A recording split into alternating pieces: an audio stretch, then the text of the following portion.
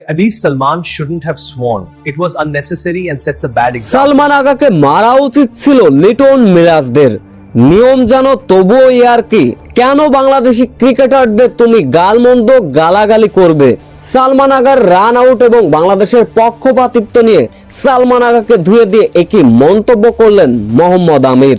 ৩৯তম ওভারের ৩ বলের ঘটনা। ডিফেন্স শট খেলেছিলেন মোহাম্মদ রেজওয়ান। সালমান আগার কাছে এলো বলটি সরল মনে হয়তোবা দিয়ে দিচ্ছিলেন মেহেদী হাসান মিরাজকে, কিন্তু সালমান আগা নিয়ম তো জানেন, ক্রিজ ছেড়ে বাইরে গেলে মানবতা খাটে না, প্রতিপক্ষ তো সুযোগ লুফেই নেবেন। মিরাজের হাতে বল দিতে চেষ্টা করেছিলেন সালমান আগা, কিন্তু মেহেদী হাসান মিরাজ রান আউট করে দিলেন।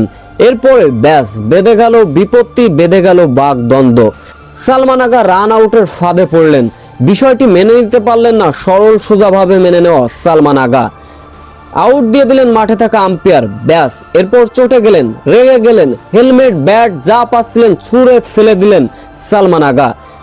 বাংলাদেশি ক্রিকেটারদের যখন প্যাভিলিয়নের দিকে ফিরছিলেন সালমান আগা, মিরাজ লিটনদের গালমন্দ গালাগালি করতে করতে মাঠ থেকে বেরিয়ে যাচ্ছিলেন।